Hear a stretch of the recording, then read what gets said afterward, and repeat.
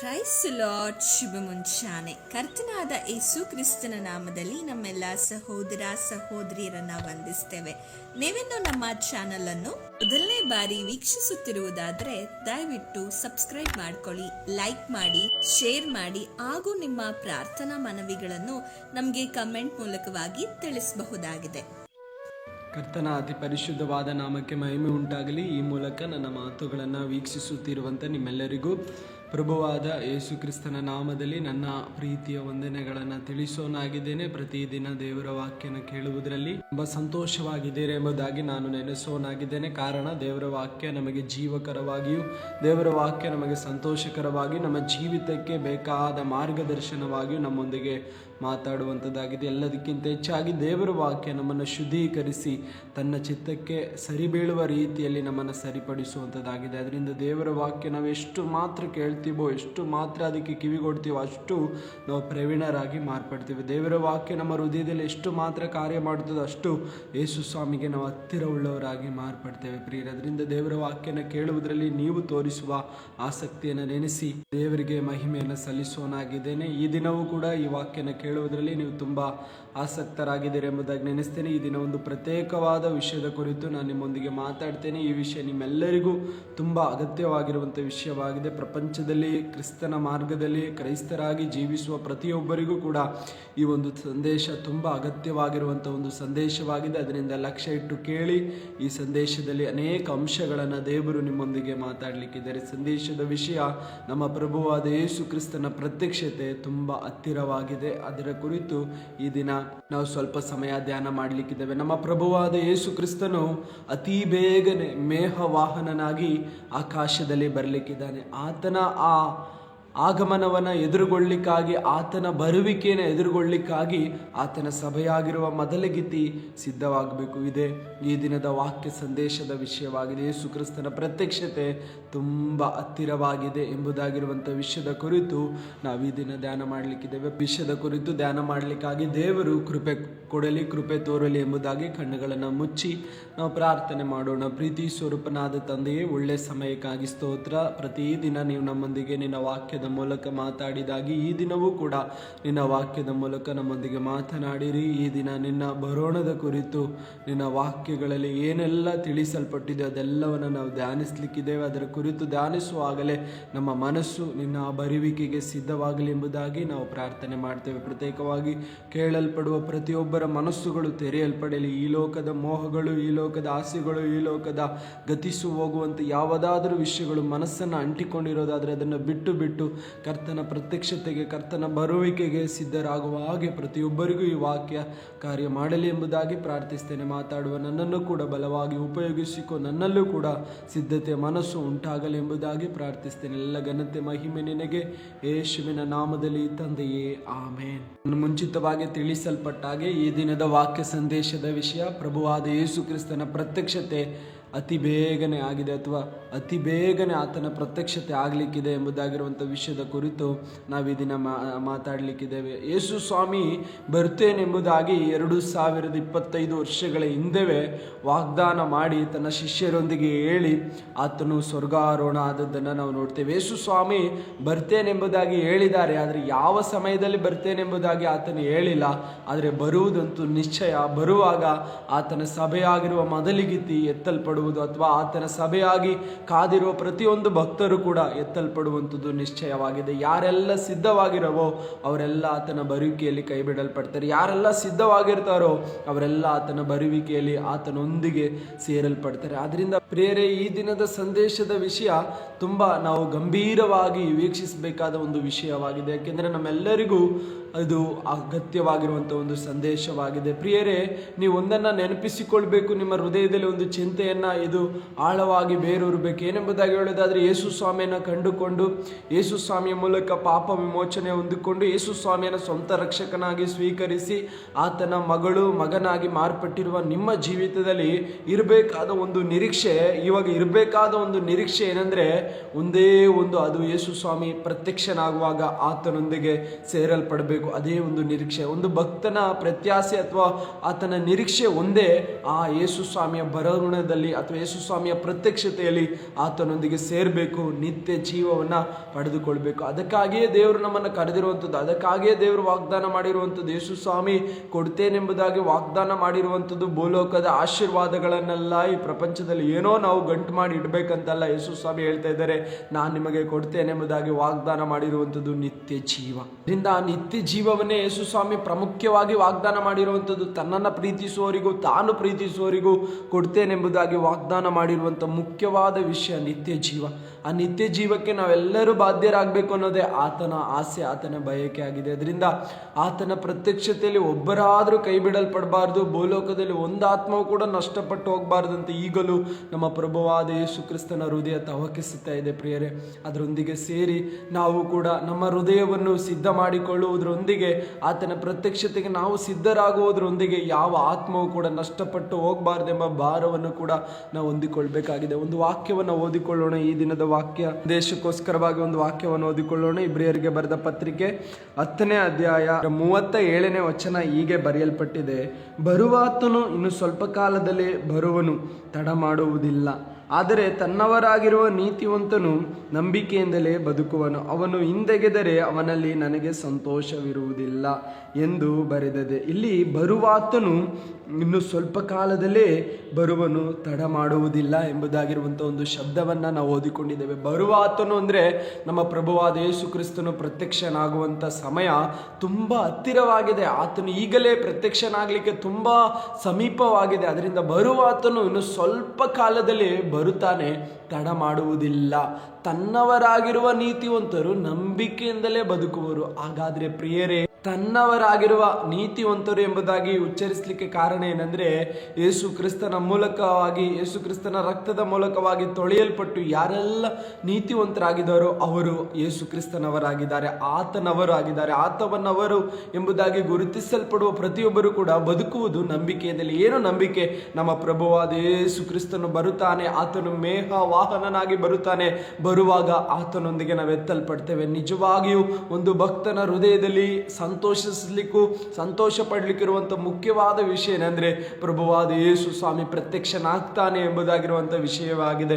ನಮ್ಮ ಪ್ರಭುವಾದ ಯೇಸು ಸ್ವಾಮಿ ಬರ್ತಾನೆ ಎಂಬುದಾಗಿರುವಂಥ ವಿಷಯ ಕೇಳುವಾಗ ನಮ್ಮ ಹೃದಯ ಆನಂದಗೊಳ್ಳಬೇಕು. ಯಾಕೆಂದರೆ ಯೇಸು ಸ್ವಾಮಿಯ ಬರುವಿಕೆ ನಮಗೆ ತುಂಬ ಸಂತೋಷಕರವಾದ ಒಂದು ವಿಷಯವಾಗಿದೆ. ಅದರಿಂದ ಒಂದು ಭಕ್ತನು ಆನಂದಿಸಬೇಕಾಗಿರುವಂಥದ್ದು, ಒಂದು ಭಕ್ತನು ಉಲ್ಲಾಸಿಸಬೇಕಾಗಿರುವಂಥದ್ದು ನಮ್ಮ ಪ್ರಭುವಾದ ಯೇಸು ಕ್ರಿಸ್ತನು ಬರುವಂಥ ಸಮಯವನ್ನು ನೆನೆಸಿ ಆಗಿದೆ ಪ್ರಿಯರೇ. ಯೇಸು ಸ್ವಾಮಿ ಬರುವಾಗ ತನ್ನ ಮಕ್ಕಳು, ತನ್ನ ಭಕ್ತರು, ತನ್ನವರು ಆಗಿರುವ ನಾವೇನು ಮಾಡ್ತೇವೆ? ಆತನೊಂದಿಗೆ ಸೇರಲ್ಪಡ್ತೇವೆ, ಆತನೊಂದಿಗೆ ಉಯ್ಯಲ್ಪಡ್ತೇವೆ. ಅದೇ ನಮಗಿರುವಂಥ ಒಂದು ಸಂತೋಷ. ಅದರಿಂದ ಯೇಸು ಸ್ವಾಮಿಯ ಪ್ರತ್ಯಕ್ಷತೆ ತುಂಬ ಸಮೀಪವಾಗಿದೆ.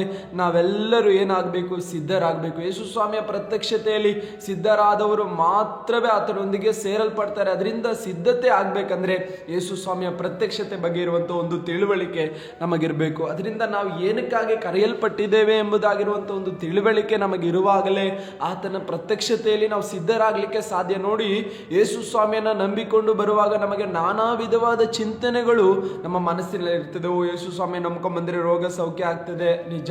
ಯೇಸು ಸ್ವಾಮಿಯನ್ನು ನಂಬ್ಕೊಂಡು ಬಂದರೆ ಸಾಲ ನಿಗ್ತದೆ, ನಿಜ. ಯೇಸು ಸ್ವಾಮಿಯನ್ನು ನಂಬ್ಕೊಂಡು ಬಂದರೆ ಒಳ್ಳೆ ಮನೆ ಕಟ್ಬೋದು, ಒಳ್ಳೆ ಕೆಲಸ ಮಾಡ್ಬೋದು, ಇನ್ನಿತರ ಅನೇಕ ಆಶೀರ್ವಾದಗಳನ್ನು ನೀವು ಹೊಂದ್ಕೊಳ್ಬೋದು. ಅದಕ್ಕೆ ಮಾತ್ರ ಅಲ್ಲ ರೀ ನೀವು ಯೇಸು ಸ್ವಾಮಿಯನ್ನು ನಂಬಬೇಕಾಗಿರುವಂಥದ್ದು.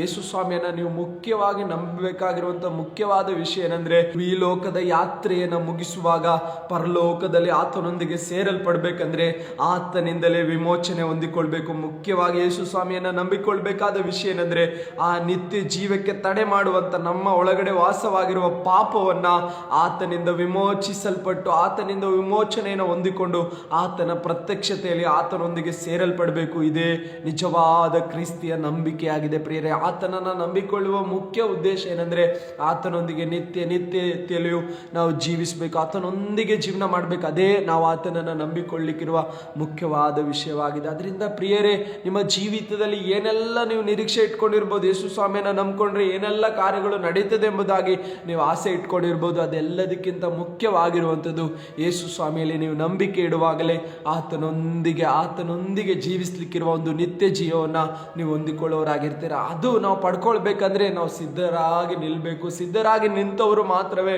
ಆತನ ಪ್ರತ್ಯಕ್ಷತೆಯಲ್ಲಿ ಅಂದರೆ ಮೇಘ ವಾಹನನಾಗಿ ಮಧ್ಯ ಆಕಾಶದಲ್ಲಿ ಬರುವಾಗ ಆತನೊಂದಿಗೆ ಸೇರ್ಲಿಕ್ಕೆ ಸಾಧ್ಯ ಪ್ರಿಯರೇ. ಅದರಿಂದ ಲೋಕದ ವ್ಯವಹಾರಗಳಲ್ಲಿ, ಲೋಕದ ಚಿಂತೆಯಲ್ಲಿ ಮುಳುಗಿರುವ ನಿಮ್ಮೊಂದಿಗೆ ನಾನು ಎಚ್ಚರಿಕೆ ಕೊಡ್ತೇನೆ ಪ್ರಿಯರೇ. ಯೇಸು ಸ್ವಾಮಿಯನ್ನು ಕಂಡುಕೊಂಡು ಯೇಸು ಸ್ವಾಮಿಯನ್ನು ಆರಾಧಿಸಿ, ಭಾನುವಾರ ತಪ್ಪದೆ ಸಭೆಗೆ ಹೋಗಿ ದೇವರಿಗೆ ದಶಾಂಶನ, ದೇವರಿಗೆ ಕಾಣಿಕೆಗಳನ್ನು ಕೊಟ್ಟು ದೇವರ ಸೇವೆಯನ್ನ ಮಾಡಿ, ದೇವರಿಗಾಗಿ ಕಷ್ಟಗಳನ್ನು ಅನುಭವಿಸಿ, ದೇವರಿಗಾಗಿ ಹಿಂಸೆಗಳನ್ನು ಅನುಭವಿಸಿ, ಕುಟುಂಬದಲ್ಲಿ ನಿಂದೆ ಅಪಮಾನವನ್ನು ಅನುಭವಿಸಿ, ಇಷ್ಟೆಲ್ಲ ಸಹಿಸಿಕೊಂಡ ನೀನು ಆತನ ಪ್ರತ್ಯಕ್ಷತೆಗೆ, ಆತನ ಬರುವಿಕೆಗೆ ಸಿದ್ಧವಾಗದೆ ಹೋದ್ರೆ ಅದಕ್ಕಿಂತ ನಷ್ಟ ಬೇರೆ ಏನಿಲ್ಲ. ಅದರಿಂದ ಇಷ್ಟೆಲ್ಲ ಕಷ್ಟಪಟ್ಟಿರುವ ನೀನು ಒಂದು ನಿರೀಕ್ಷೆ ನಿನ್ನ ಹೃದಯದಲ್ಲಿ ಇರಬೇಕು. ಪ್ರಭುವಾದ ಯೇಸು ಕ್ರಿಸ್ತನು ಪ್ರತ್ಯಕ್ಷನಾದಾಗ ಆತನೊಂದಿಗೆ ನಾನು ಸೇರಲ್ಪಡಬೇಕು. ಅದರಿಂದ ನಿನ್ನ ಕಷ್ಟಕ್ಕೆ ಪ್ರತಿಯಾಗಿರುವಂತ ಒಂದು ಆನಂದ ಏನಂತ ಹೇಳೋದಾದ್ರೆ ಆತನೊಂದಿಗೆ ಜೀವಿಸುವಂತ ಒಂದು ಸೌಭಾಗ್ಯ ಆಗಿದೆ ಪ್ರಿಯರೇ. ಅದರಿಂದ ನೀವು ಸಿದ್ಧರಾಗದೆ ಹೋದ್ರೆ ಕಷ್ಟಪಟ್ಟದ್ದು, ಸೇವೆ ಮಾಡುವುದು, ನಿಂದನೆಯನ್ನ ಅನುಭವಿಸಿದ್ದು, ಅಪಮಾನಗಳನ್ನು ಅನುಭವಿಸಿದ್ದು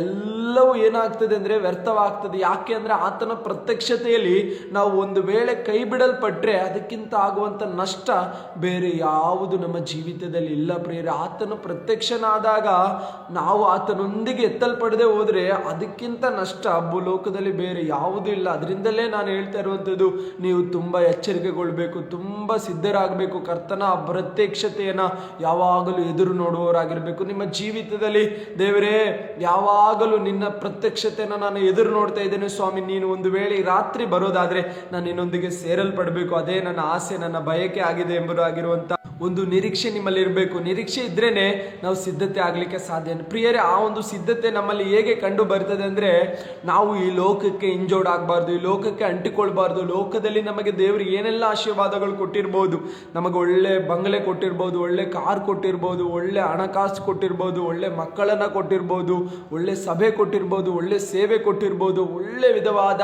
ಸೌಕರ್ಯಗಳನ್ನು ದೇವರು ನಮಗೆ ಕೊಟ್ಟಿರ್ಬೋದು. ತಾನು ನಮ್ಮನ್ನ ಪ್ರೀತಿಸಿ ನಮಗೆ ಬೇಕಾದದ್ದೆಲ್ಲವನ್ನ ಆತನು ಪ್ರೀತಿಯಿಂದ ಮಾಡಿಕೊಟ್ಟಿರುವ ಎಲ್ಲವೂ ಕೂಡ ನಿನ್ನ ಉಪಯೋಗಕ್ಕೆ ಅಥವಾ ಈ ಲೋಕ ಜೀವಿತಕ್ಕೆ ಮಾತ್ರ ಸೀಮಿತ ಆಗಿರ್ಬೇಕೇ ಹೊರತು ನಿನ್ನ ಮನಸ್ಸಿನಲ್ಲಿ ಬಂದು ಅದು ಬೇರೂರಬಾರ್ದು, ನಿನ್ನ ಮನಸ್ಸಿನಲ್ಲಿ ಬಂದು ಅದು ಅಂಟ್ಕೊಳ್ಬಾರ್ದು. ಯೇಸು ಸ್ವಾಮಿಯ ಪ್ರತ್ಯಕ್ಷತೆಯಲ್ಲಿ ಆತನೊಂದಿಗೆ ಸೇರ್ಲಿಕ್ಕೂ ಆತನೊಂದಿಗೆ ಎತ್ತಲ್ಪಡ್ಲಿಕ್ಕೂ ಅದು ಒಂದು ತಡೆ ಆಗ್ಬಾರ್ದು. ಏನಂದ್ರೆ ಈ ಲೋಕದಲ್ಲಿ ದೇವರು ಕೊಟ್ಟಿರುವಂಥದ್ದನ್ನ ನಾವು ಅಂಟಿಕೊಂಡು ಅಯ್ಯೋ ನಾನು ಬಿಟ್ಟೋಗಲ್ಲ ಅನ್ನುವಾಗ ಯೇಸು ಸ್ವಾಮಿಯ ಪ್ರತ್ಯಕ್ಷತೆಯಲ್ಲಿ ನಾವು ಎತ್ತಲ್ಪಡ್ಲಿಕ್ಕೆ ಆಗಲ್ಲ ಪ್ರಿಯರೇ. ಯೇಸು ಸ್ವಾಮಿ ಪ್ರತ್ಯಕ್ಷತೆಯಲ್ಲಿ ಎತ್ತಲ್ಪಡ್ಬೇಕಂದ್ರೆ ಭೂಲೋಕದಲ್ಲಿ ಏನೆಲ್ಲ ನಿನಗಿದ್ರು ಅದು ನಿನ್ನ ಮನಸ್ಸನ್ನ ತಾಕಬಾರ್ದು, ನಿಮ್ಮ ಮನಸ್ಸಿನಲ್ಲಿ ಬೇರೂರಬಾರ್ದು, ಅದು ನಿನ್ನ ಮನಸ್ಸನ್ನ ಮುಟ್ಟಬಾರ್ದು, ಅದು ನಿನ್ನ ಉಪಯೋಗಕ್ಕೆ ಮಾತ್ರ ಆಗಿರ್ಬೇಕು. ಯೇಸು ಸ್ವಾಮಿ ಪ್ರತ್ಯಕ್ಷನಾದಾಗ ಅದು ಎಲ್ಲವನ್ನ ಬಿಟ್ಟು ಹೋಗ್ಲಿಕ್ಕೆ ನಿನ್ನ ಮನಸ್ಸು ಏನಾಗಿರ್ಬೇಕು, ಸಿದ್ಧವಾಗಿರ್ಬೇಕು. ಅದು ಮನಸ್ಸಿನಲ್ಲಿ ಏನಾಗಬಾರ್ದು, ಬಂದು ಬೇರೂರೋದಾದ್ರೆ ನಾವು ಯೇಸು ಸ್ವಾಮಿಯ ಪ್ರತ್ಯಕ್ಷತೆಯಲ್ಲಿ ಕೈ ಬಿಡಲ್ಪಡ್ತೇವೆ. ಅದಕ್ಕಿಂತ ನಷ್ಟ ಬೇರೆ ಏನಿಲ್ಲ ರೀ. ಭೂಲೋಕದಲ್ಲಿ ಯೇಸು ಸ್ವಾಮಿ ಹೇಳ್ತಾರೆ, ಇಡೀ ಲೋಕವನ್ನೆಲ್ಲ ಸಂಪಾದನೆ ಮಾಡಿಕೊಂಡು ತನ್ನ ಆತ್ಮ ನಷ್ಟಪಟ್ರೆ ಅದಕ್ಕಿಂತ ಮಿಗಿಲಾದ ನಷ್ಟ ಏನಿದೆ. ಯೇಸು ಸ್ವಾಮಿ ಹೇಳ್ತಿದ್ದಾರೆ, ಒಂದು ವ್ಯಕ್ತಿ ಲೋಕವನ್ನೆಲ್ಲ ಸಂಪಾದನೆ ಮಾಡಿಕೊಂಡು ತನ್ನ ಆತ್ಮ ನಷ್ಟಪಟ್ಟು ಹೋದ್ರೆ ಏನ್ ಪ್ರಯೋಜನ ಎಂಬುದಾಗಿ. ಅದರಿಂದ ಪ್ರಿಯರೇ, ನೀವು ಈ ಪ್ರಪಂಚನೇ ಸಂಪಾದನೆ ಮಾಡಿಕೊಂಡು ನಿಮ್ಮ ಅಮೂಲ್ಯವಾದ ಆತ್ಮ ನರಕಕ್ಕೆ ಹೋದ್ರೆ ಅಥವಾ ನಿತ್ಯ ನರಕಕ್ಕೆ ಹೋಗೋದಾದ್ರೆ, ನಿತ್ಯ ಮರಣಕ್ಕೆ ಹೋಗೋದಾದ್ರೆ ಏನು ಪ್ರಯೋಜನ? ಅದರಿಂದ ಈ ಕ್ಷಣವೇ ಮನ ತಿರುಗಿ, ಯೇಸು ಸ್ವಾಮಿಯ ಪ್ರತ್ಯಕ್ಷತೆ ತುಂಬಾ ಹತ್ತಿರವಾಯಿತು, ನಿಮ್ಮ ಮನಸ್ಸನ್ನ ಬಿಟ್ಟು ಕೊಡಿರಿ, ಮನ ತಿರುಗಿರಿ. ಆತನ ಪ್ರತ್ಯಕ್ಷತೆಯಲ್ಲಿ ಆತನೊಂದಿಗೆ ಸೇರ್ಲಿಕ್ಕಾಗಿ ಸಿದ್ಧರಾಗಿ. ಯೇಸು ಸ್ವಾಮಿಯ ಪ್ರತ್ಯಕ್ಷತೆ ತುಂಬಾ ಸಮೀಪವಾಗಿದೆ. ಯೇಸು ಯಾವ ಗಳಿಗೆಯಲ್ಲಿ ಬೇಕಾದ್ರೂ ಬರ್ಬೋದು, ಯಾವ ಕ್ಷಣದಲ್ಲಿ ಬೇಕಾದ್ರೂ ಬರ್ಬೋದು. ಯೇಸು ಸ್ವಾಮಿ ಬರುವಾಗ ಆತನೊಂದಿಗೆ ಸೇರಲ್ಪಡ್ಲಿಕ್ಕೆ ಏನೆಲ್ಲ ತಡೆಗಳಿದೆಯೋ ಅದೆಲ್ಲವನ್ನ ನಿಮ್ಮ ಮನಸ್ಸಿಂದ ಈಗಲೇ ತೆಗೆದಾಕಿ, ನಿಮ್ಮ ಮನಸ್ಸಿನಿಂದ ಈಗಲೇ ಬೇರ್ಪಡಿಸಿ. ಯೇಸು ಸ್ವಾಮಿ ಬರುವಾಗ ಆತನೊಂದಿಗೆ ಸೇರಲ್ಪಡಬೇಕು, ಯೇಸು ಸ್ವಾಮಿ ಬರುವಾಗ ಆತನೊಂದಿಗೆ ನಾನು ಜೀವಿಸಬೇಕು. ಅದೊಂದೇ ನಿಮ್ಮ ನಿರೀಕ್ಷೆ ಆಗಲಿ. ಅದಕ್ಕೆ ನಾನು ಓದಿ ಕೇಳಿಸಿದ್ದೇನೆ, ಬರುವ ಆತನು ಇನ್ನು ಸ್ವಲ್ಪ ಕಾಲದಲ್ಲೇ ಬರುತ್ತಾನೆ, ಆದರೆ ತಡ ಮಾಡುವುದಿಲ್ಲ. ಆತವನಾಗಿರುವ ಅಥವಾ ನೀತಿವಂತರಾಗಿರುವ ಜನರು ನಂಬಿಕೆಯಿಂದಲೇ ಬದುಕಿ ಆತನೊಂದಿಗೆ ಸೇರಲ್ಪಡ್ತಾರೆ. ನಿಮ್ಮ ನಂಬಿಕೆ ಏನಾಗಿರ್ಬೇಕಂದ್ರೆ, ನನ್ನ ಪ್ರಭುವಾದ ಯೇಸು ಸ್ವಾಮಿ ಬರ್ತಾನೆ, ಆತನೊಂದಿಗೆ ನಾನು ಸೇರಲ್ಪಡಬೇಕು. ಏನ್ ಕೊಡ್ತಾರೋ ಯೇಸು ಸ್ವಾಮಿ, ಏನ್ ಬಿಡ್ತಾರೋ ಈ ಲೋಕದಲ್ಲಿ ಗೊತ್ತಿಲ್ಲ ರೀ. ಆದ್ರೆ ಆತನ ಪ್ರತ್ಯಕ್ಷತೆಯಲ್ಲಿ ಆತನೊಂದಿಗೆ ಸೇರಲ್ಪಡ್ಲಿಕ್ಕಿರುವಂತ ಒಂದು ನಿರೀಕ್ಷೆ ನಿನ್ನಲ್ಲಿ ಇರೋದಾದ್ರೆ ಆತನ ಪ್ರತ್ಯಕ್ಷತೆಯಲ್ಲಿ ನಿಶ್ಚಯವಾಗಿ ಆತನೊಂದಿಗೆ ಸೇರಲ್ಪಡ್ತೀಯ. ಅದರಿಂದ ಈ ಲೋಕದ ಪಾಪದ ಕೃತ್ಯಗಳು, ಅಶುದ್ಧ ಕಾರ್ಯಗಳು, ಈ ಲೋಕದಲ್ಲಿ ನಿಮ್ಮನ್ನ ಮೋಹಕ್ಕೆ ನಡೆಸುವ ಸಕಲ ಕ್ರಿಯೆಗಳಿಂದ ನೀವು ಹೊರಬಂದು ಮನಸ್ಸಾಂತರ ಹೊಂದಿ ಪಶ್ಚಾತ್ತಾಪ ಪಟ್ಟು, ದೇವರೇ ನಿನ್ನ ಬರುವಿಕೆಗೆ ನನ್ನನ್ನು ಸಿದ್ಧಪಡಿಸು ಎಂಬುದಾಗಿ ನಿಮ್ಮ ಹೃದಯವನ್ನು ಒಪ್ಪಿಸಿಕೊಡೋದಾದ್ರೆ ಈ ಕ್ಷಣವೇ ಆತನು ನಿಮ್ಮನ್ನು ಸಿದ್ಧಪಡಿಸುತ್ತಾನೆ. ಬರುವ ಆತನು ಇನ್ನು ಸ್ವಲ್ಪ ಕಾಲದಲ್ಲೇ ಬರುತ್ತಾನೆ, ತಡ ಮಾಡುವುದಿಲ್ಲ. ಕರ್ತನಾದ ಯೇಸು ಕ್ರಿಸ್ತನ ಪ್ರತ್ಯಕ್ಷತೆ ತುಂಬ ತುಂಬ ಸಮೀಪವಾಗಿದೆ. ನೀವೆಲ್ಲರೂ ಸಿದ್ಧರಾಗಲಿಕ್ಕೆ ಈ ವಾಕ್ಯ ನಿಮ್ಮನ್ನು ಮತ್ತಷ್ಟು ಪ್ರೋತ್ಸಾಹ ಮಾಡಲಿ ಎಂಬುದಾಗಿ ವಾಕ್ಯದ ಮೂಲಕ ಇಷ್ಟು ಕಾಲ ಮಾತಾಡುವಾಗ ದೇವರು ಕೃಪೆ ಕೊಟ್ಟಿದ್ದಕ್ಕಾಗಿ ಸ್ತೋತ್ರಗಳನ್ನು ಮುಚ್ಚೋಣ, ಪ್ರಾರ್ಥನೆ ಮಾಡೋಣ. ನಿನ್ನೆ ಬರುವಿಕೆಯ ಕುರಿತು ಧ್ಯಾನಿಸಿದ್ದೇವೆ. ನಿನ್ನ ಬರುವಿಕೆಗಾಗಿ ಸಿದ್ಧರಾಗಲಿಕ್ಕೆ ಕೃಪೆ ಕೊಡು. ನಿನ್ನ ಪ್ರತ್ಯಕ್ಷತೆ ಸಮೀಪವಾಗಿದೆ, ಅದಕ್ಕಾಗಿ ನಾವೆಲ್ಲರೂ ಸಿದ್ಧರಾಗಬೇಕು. ನಿನ್ನ ಕೃಪೆಯಲ್ಲಿ ನಡೆಸು. ಎಲ್ಲ ಘನತೆ ನಿನಗೆ ಯೇಸುವಿನ ನಾಮದಲ್ಲಿ ತಂದೆ. ಕೆಳಗೆ ಕೊಟ್ಟಿರುವ ನಂಬರ್ಗೆ ನೀವು ಸಂಪರ್ಕ ಮಾಡೋದಾದರೆ, ನಿಮಗೆ ಇರುವ ಪ್ರಾರ್ಥನಾ ಮನವಿಗಳನ್ನು ತಿಳಿಸೋದಾದರೆ ನಾವು ಪ್ರಾರ್ಥನೆ ಮಾಡ್ತೇವೆ. God bless you. ದೇವರು ನಿಮ್ಮೆಲ್ಲರನ್ನ ಆಶೀರ್ವದಿಸಲಿ. ಪ್ರತಿದಿನ ಪ್ರಾರ್ಥನೆಗೆ ಜಾಯ್ನ್ ಆಗಬೇಕಾದ್ರೆ ಲಿಂಕನ್ನು ಕೇಳಿಕೊಳ್ಳೋದಾದರೆ ವಾಟ್ಸಪ್ ಮೂಲಕ ನಾವು ಕಳಿಸಿಕೊಡ್ತೇವೆ. ಆಮೇನ್. Praise the lord.